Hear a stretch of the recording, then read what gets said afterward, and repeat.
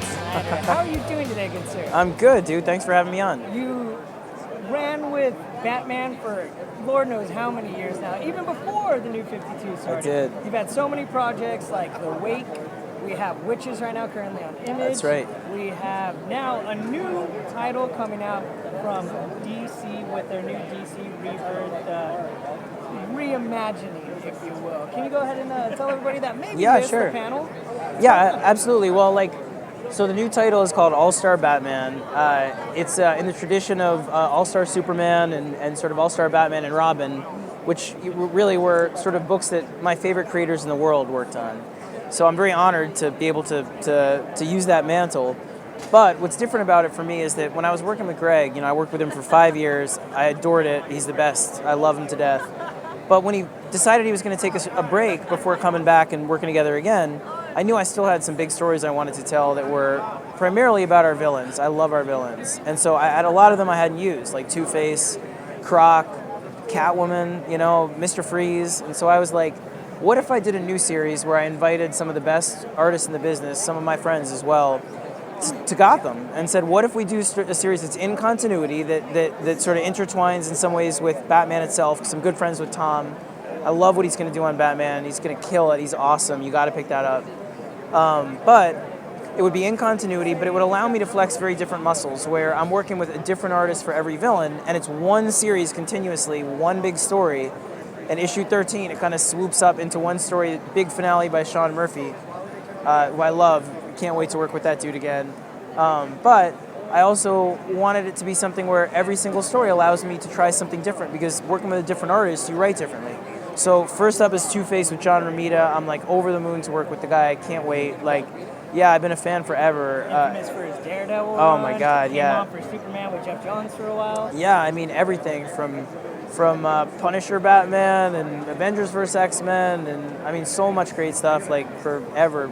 He's Captain America, and I mean I could not be a bigger fan. There isn't a character that he didn't do at Marvel that I don't adore. So we're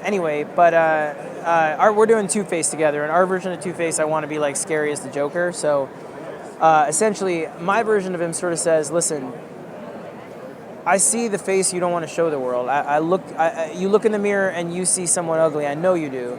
The things you think about, the things you know about yourself, the things you don't want to admit, they're true. And I see those things, and I love those about you. And he says, everyone's two-faced, everyone's monstrous. Let's revel in it. And so, essentially, he knows all your secrets, because all the stuff that Harvey put in place when he was Harvey to sort of track criminal behavior, Two-Face exploits. So anything you did bad in Gotham, he knows, and he collects. So Penguin, all these guys, when he comes to town, hate him because he siphons money off from them. He blackmails them. He collects. And so this story is really about him being this very terrifying figure in Gotham. When I called John, I'm like, John, but the thing is, I've done a lot of stories in Gotham. There's, putting Gotham in jeopardy, black holes and Joker viruses and nuclear bombs, and, how can I do this one different? If we're going to do All-Star, can we do something that's never been done on Batman before? And I was like, wait a minute. What if we take them out of Gotham? I love road trip stories. I love desperate Mad Max kind of, fugitive Running Man kind of stories. Not post-apocalyptic. It's not post-apocalyptic like Mad Max, but that sense of desperately being hunted on the road. My one with Sean Murphy actually is post-apocalyptic. It is crazy ass Old Man Logan Batman stuff that winds up being in continuity. It's going to be nuts. But what I'm saying is, this one, it takes them out there being chased by kind of every bad guy you can think of, monster trucks and motorcycles. And what made you come up with the idea with Two-Face actually having that sort of I can dig into that? Because I've listened to podcasts with you. I've heard a lot of things. You always have that idea. That's something that people may not see. For example, would be the Joker is not so much that lingering person or that crazy person. He might be the devil, if you will. So what made you come up with this idea? Well, I think, you try and go personal. And for me, I think as a father, you hope you're a good person. As a husband, you hope you're the person you want to be. And sometimes you're not. And sometimes I go to a dark place, where not just making mistakes, but your thoughts go to bad places sometimes. You do things that you regret.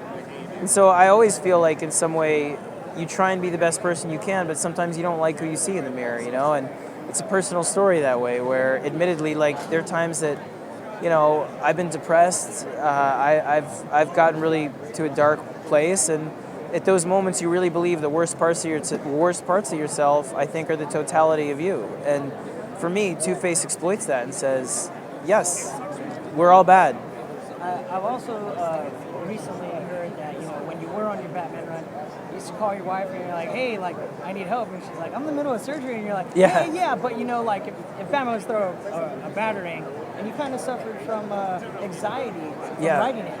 Has that changed now that you're running this all-star Batman? Not really. I mean, I'm always really nervous and anxious and kind of obsessive about stuff in ways that I know can be a headache for the people I work with. Not really the artists so much as although Greg, I always have a headache sometimes, but more for the editorial and for that, where I'm like, is this good enough? Is this good enough? And for my friends. But no, it's just part of my process. I think sometimes when it gets out of hand, it can be bad. So I try hard to sort of monitor it and make sure I'm in good health, and I feel really good about this one. So you have Jacques coming out. It almost seems like everybody you've ever kind of had in ties with, you're like, hey, I got something. Was that always an intention to maybe one day everybody that you got to work with, you get to bring on as well? Yeah, it's a lot of people that I'm good friends with and I can't wait to work with, and other people I've never worked with that I can't wait to work with, So for me, it's a really interesting mix of styles where I pick people that I think have a really good take on certain villains. So that, Tula Lotte, Lisa's going to do Poison Ivy for me. And she's got a great visual for her. She's got a great story sort of sense of it. And for me, it's like picking people that work with the villain so that we make something really special. And so, yeah, I mean, honestly, comics, the great thing about it, coming from literary prose, literary fiction originally, even though I always wanted to do this, it's lonely, man. It's like you in a room writing something by yourself in your head that might come out, might never come out, who knows.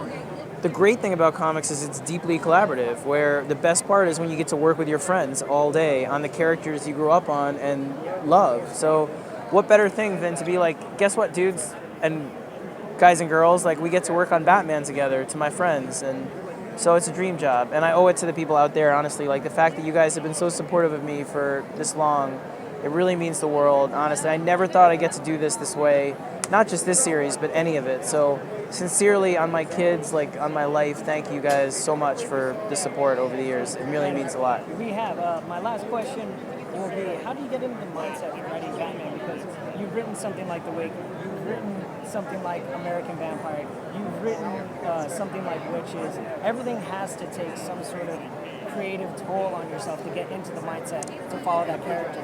How do you do that with Batman? Yeah, well, Batman, that's a great question. I mean, Batman, you have to kind of look at him and say, what aspect of him hasn't been explored that I relate to? What do I want to use him to fight that I'm afraid of? And so you think of things like with Two-Face, it's what I told you. It's like, why is Two-Face scary? Well, what would I be scared of? What do I get scared of in my late night hours? What when I'm alone with myself frightens me? And then I decide this, and I'm like, how do I make a story that shows Batman fighting that? And so if you make it personal, it will always be original, in my opinion, Which is great, and it's been an amazing run on everything. I can't wait to read. Thanks, dude. Batman. I really appreciate it. Last but not least, where can we find you on the interwebs, Scott? Oh, I'm on Twitter. I'm on Facebook. My Twitter handle is SSnyder1835. That's Elvis's birthday is 1835. I'm a big Elvis fan. And yeah, so I'm on Twitter there. You can find me anywhere. And he ain't nothing but a hound dog. We're out, you guys. Thank you so much. I appreciate it. Pleasure, dude. No, I appreciate it.